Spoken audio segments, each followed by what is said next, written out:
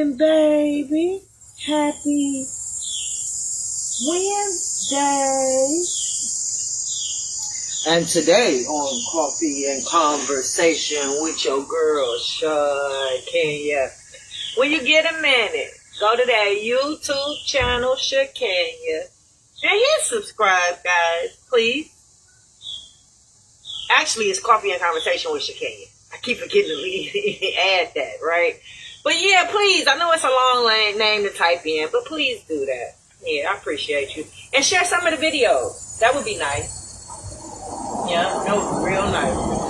You share one of them videos, then somebody else see it and like it and share it, and then they see it and like it and share it, and before you know, that video went viral, right? So please do that for your girl. Appreciate it. So today, make sure you get a copy of my book, Dysfunctional Family Knot. You can get it from Amazon, and you can get it from lulupublishing.com. Yeah, I appreciate it. Yeah.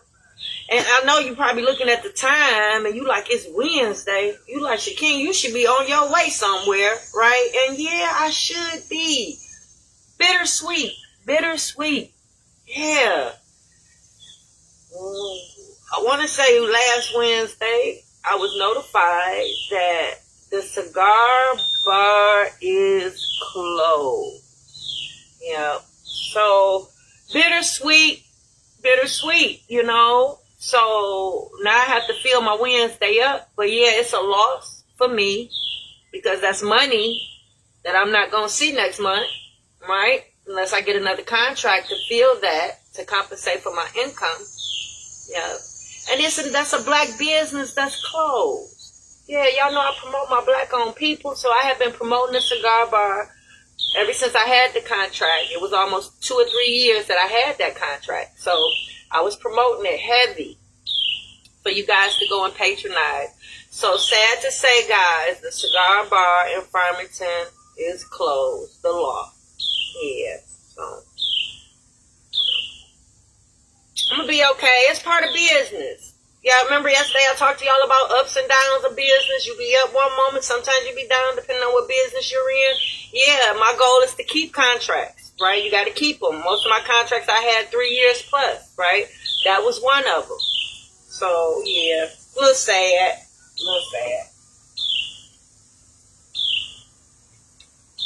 Got it. I think I got it.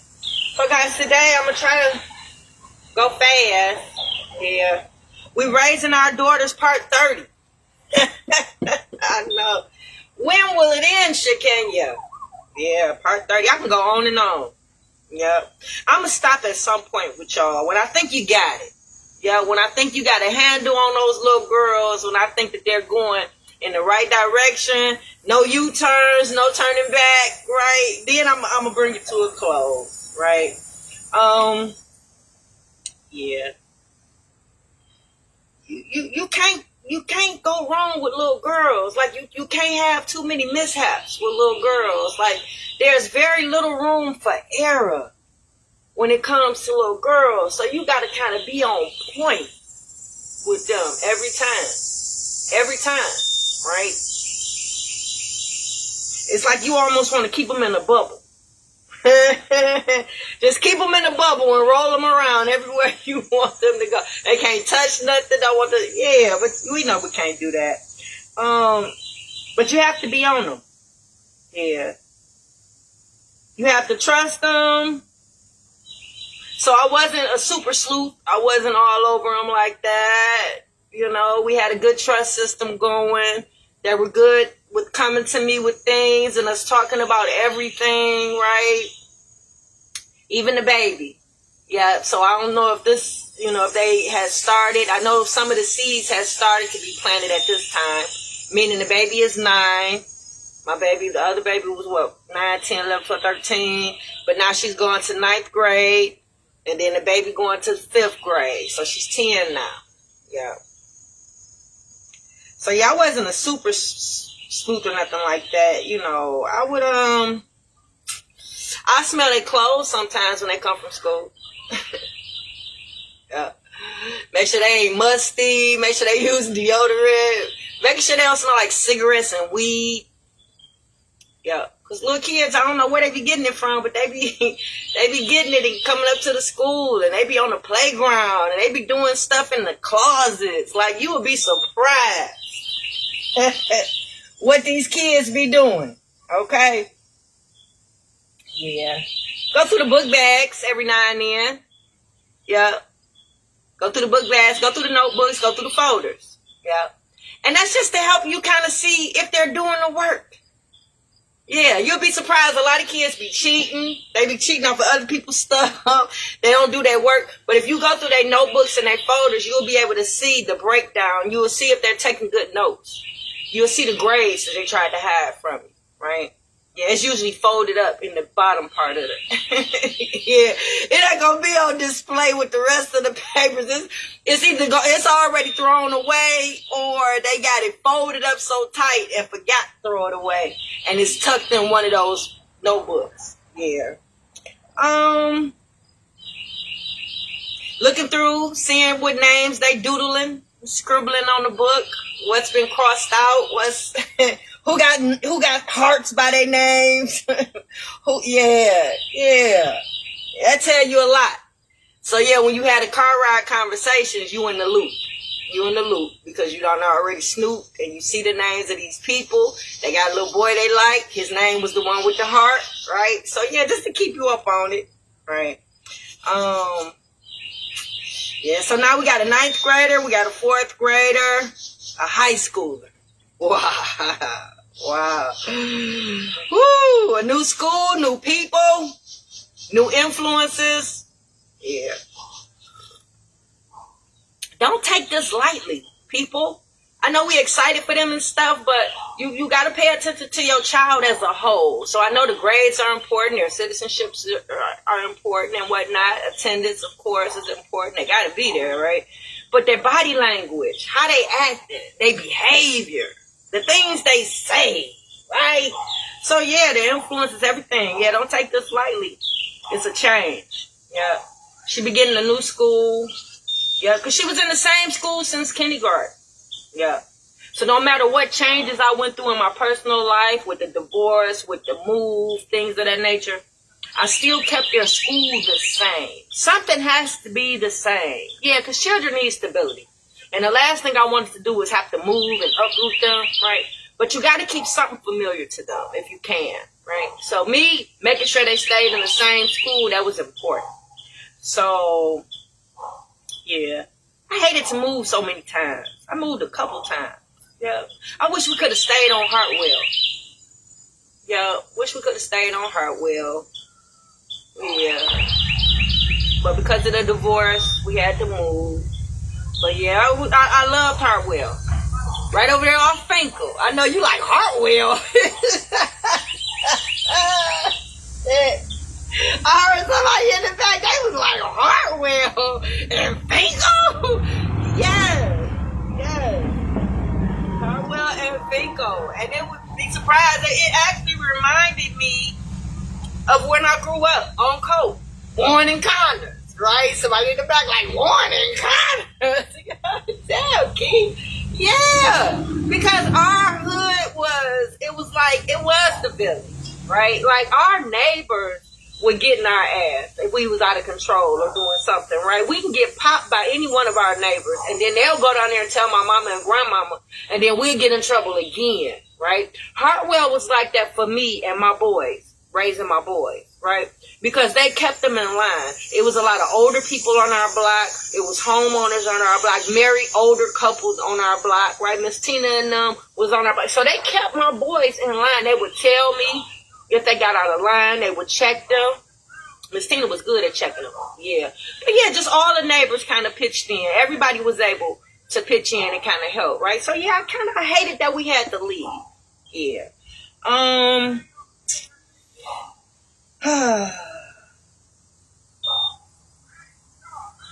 So by me having the youth program, by this time, I've had a few meetings. I've met with a few people. I've had the opportunity to talk to a few of the kids. So I'm kind of dialed in to how children think. Yeah, I'm dialed in on how they interpret things. Yeah, and I'm dialed in on some of the things that actually breaks them. I know, when they bring them to me and it's like, I can't do nothing with them. I'm ready to throw them away and send them to the jail and blah, blah, blah, right? They broke. Something broke the baby, right? So you'll be surprised some of the things that breaks the baby. Yep. Number one, the death. A death of a loved one, a death of a parent, a death of someone close to them. Oh, if not treated with some type of grief counseling or a therapist, sometimes breaks the baby. Yep. You'll be surprised. You'll be surprised what death will actually break your baby. But yep, a death will break your baby. A divorce. Oh, a divorce or separation definitely break the baby. Oh yeah, that's number two. That's coming in hot at number two. It almost was number one, right? But it came hot at number two. Number three, a new neighborhood. Moving into a new house, new neighborhood. Them not seeing their friends, moving far away. I didn't move so far away. Yeah. So if they wanted to go back, they still friends with kids that they grew up with.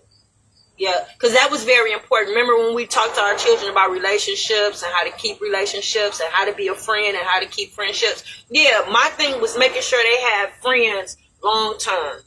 Yeah. And that's hard to do. That's hard to do. That's why it's important for you to teach them how to be a friend. Like when problems come up or things arise, y'all able to talk about it. Conflict resolution was important to teach my children as well, right? But yeah, you got to teach them how to hold on to relationships. Some of us be quick to tell our kids, fuck them, you don't need them, you can do it by yourself and blah, blah, blah. No, you cannot. And that's not the way. And you shouldn't be preaching that to them. Your children's supposed to have friendships and long-lasting relationships with people, right? Because you got to work hard to do that. It's easy to say fuck somebody and walk on and leave it alone and not try to fix whatever it was that was broken and try to restore yeah, that's easy to do. It's hard when you have to have uncomfortable conversations with people. It's hard when you have to sit down and come up with a resolution. It's hard when you got to sit down and actually compromise and work and come in the middle with someone, right? But you got to teach your children how to do that, right? So, yeah, I didn't move too far. But, yep, a new neighborhood and a new school coming in at number 4.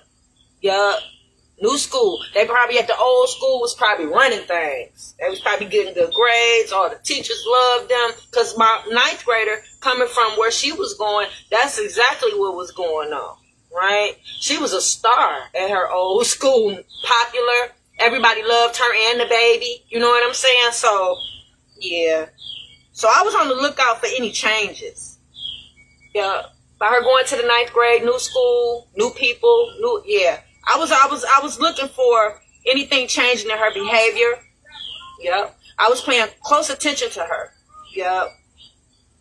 Yeah. What's going on?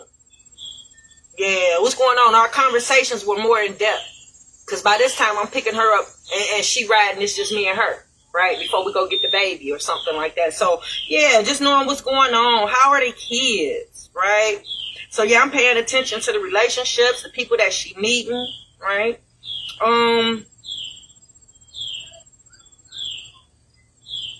Because she dealing with 2 of them. She dealing with a new neighborhood because we moved now and a new school. Yeah, so that's a double whammy.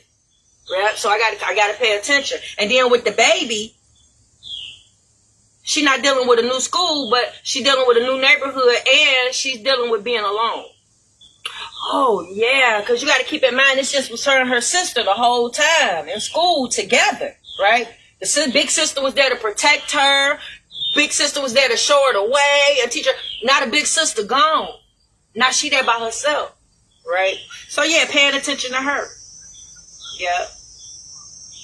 Because, yeah, protecting that baby wasn't just the boy's job. It was all of our jobs. To make sure she was good and make sure she was protected. When she lost people on her dad's side, we went over to comfort her in the middle of the night. Yeah, she was over his house. We got up in the middle of the night to go over there to comfort her. All put our arms around her like a football. You would think we was about to go score a touchdown or something because we was always in a huddle because we were all we had. Yeah, we were all we had. So, yeah, we went to go support her even when she lost some people on that side of the family. We even attended the funeral. I know I did. I actually spoke at the dad's funeral, right? So, yeah, protected.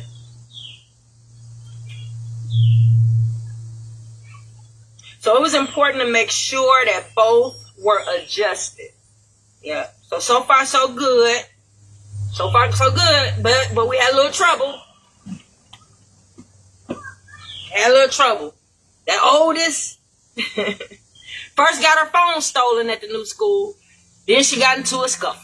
Oh, Lord Jesus. I think that next week I took her out. Because you got to keep in mind, you know, my children were gorgeous, right? My girls were gorgeous. My son is handsome.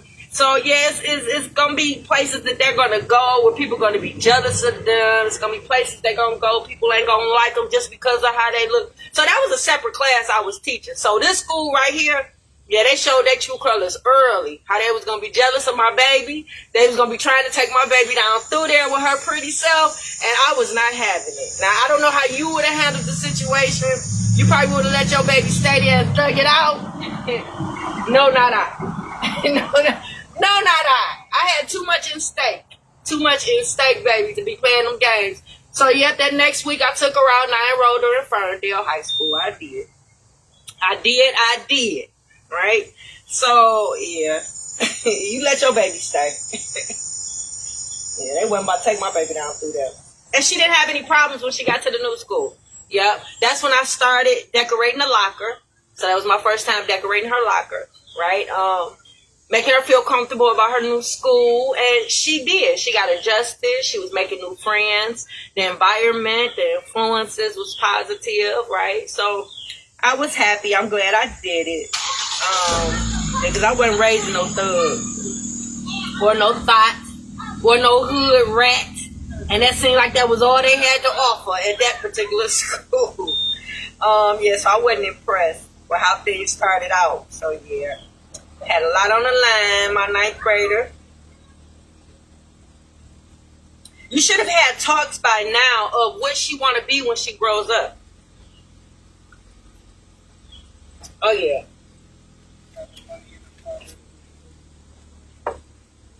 Yeah, you should have had talks by now. Conversation.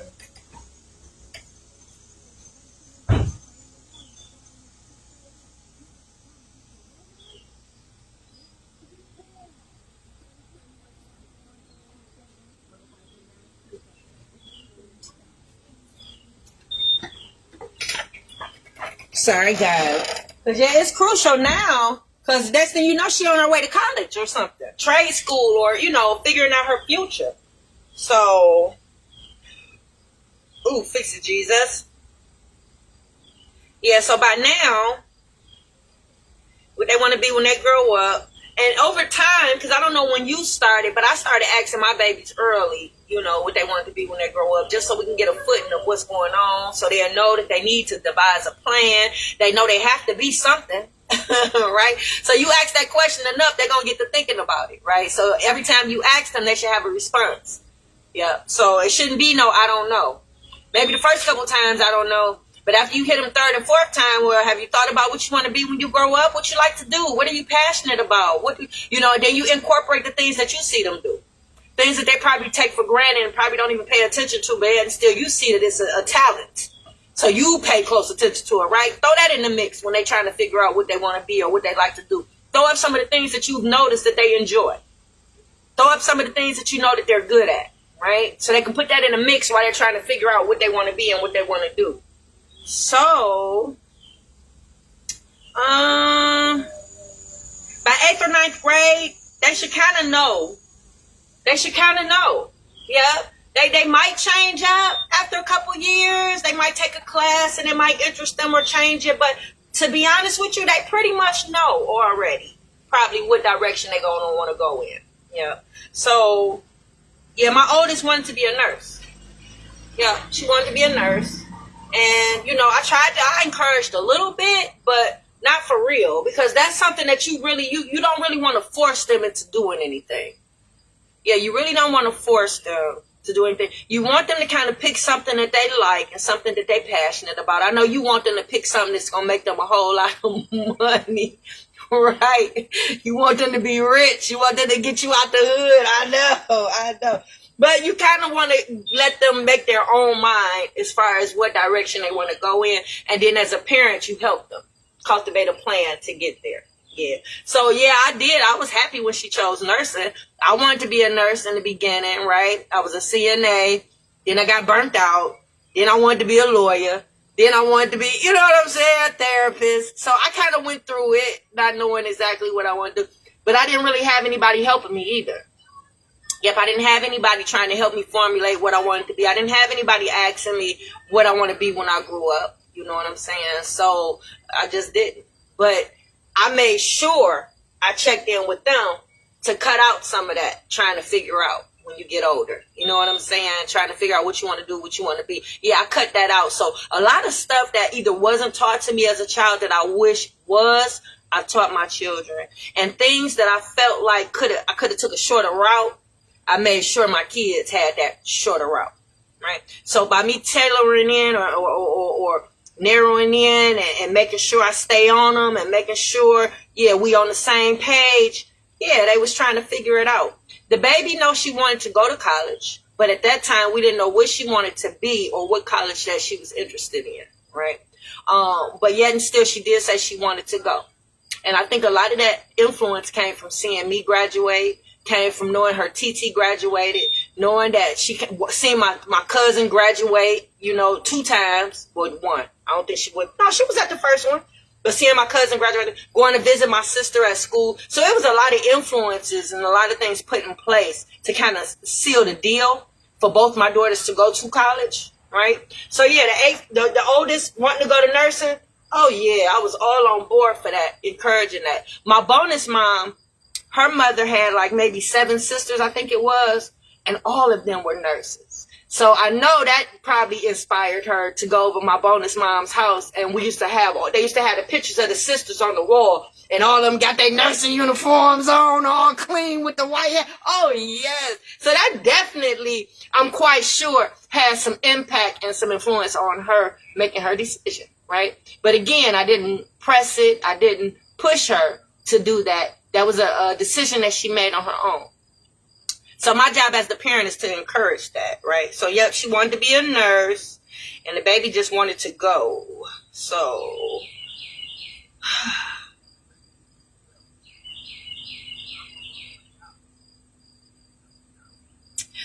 now we have to focus on, now it's time to create a plan. The baby not sure. Just know she wants to go to college. And that's a good step because she got to get out the 5th grade first, talking about the baby, right? So you don't want to put too much pressure on her right now because she got a little time, but not much. But she got a little time, right? So once you get out of 5th grade, don't want to put too much pressure. But you do want them to know that they have to have a plan, or at least know that they need one. Right? Because they can possibly want to do one thing and then turn around and flip and want to do something else. And that's fine. But have a plan for that, though. Have an exit plan or have a plan period on how to start. Have a plan, right? Because the last thing you want is your child to be out here at 20 and in their 30s and in their 20s trying to figure shit out. That's the last thing you want, is for them to be unsure of themselves and not know exactly what they want to do, and they just roaming around aimlessly trying to figure shit out. You don't want, at least I didn't want that for my kids, right? That was the purpose of Plan A. Everything that we was going to do, everything that we needed to do to become millionaires and be financially stable was in Plan A. And in Plan A, everything that they wanted to do in life was incorporated in that Plan A. Yeah. So it wasn't just everything that I wanted to do in Plan A. It was everything that I wanted to do and everything that they could do and wanted to do was incorporated in Plan A. Yeah. I think that's why it was so devastating to us and why it destroyed us and just tore us apart, because we were already settled in what we were going to do and how we were going to get there, right? A lot of work was put into that to make sure. So for it to be ripped apart, for the baby to be pulled out of that environment and pulled out of that plan, it was just like, why? Right? It was really like, why? Like, why would a father do that? What was the purpose behind it? What was the meaning? Was he just trying to hurt me? Because he didn't just hurt me. He hurt a whole family. I can't go over nobody's house without anybody asking about that baby. I can't go over nobody's house without them asking, have you talked to your baby? Have you heard from her? Have you, you know what why would so much destruction need to be done? Right? Because see, in my Plan A, All of us was going to make it out. In his plan, he just got the baby making it out. If that ain't the most selfish thing, that all of us was getting out, not just the baby, right? So yeah, that's the last thing you want, is them roaming around their 20s and 30s, not knowing what they want to do. Lost in the sauce. Yeah, you don't want that. Trying to figure it out. So yes, I taught my babies how to figure out problems, figure out stuff, come up with their own solutions. But I was always there and available to assist. Yeah, and whatever they need, any questions they had. Yeah. So, yeah, my ninth grader, she was solid. Yeah. She was a leader. She was confident. She was smart. She was resilient. She was on the way. She was on her way, right? She was ready to conquer the world. My future nurse. Yeah. Just imagine me coming from Warren and Connors, right? Coming from Warren and Connors. I done graduated, got my bachelor's degree, right? Created a youth program, wrote a book.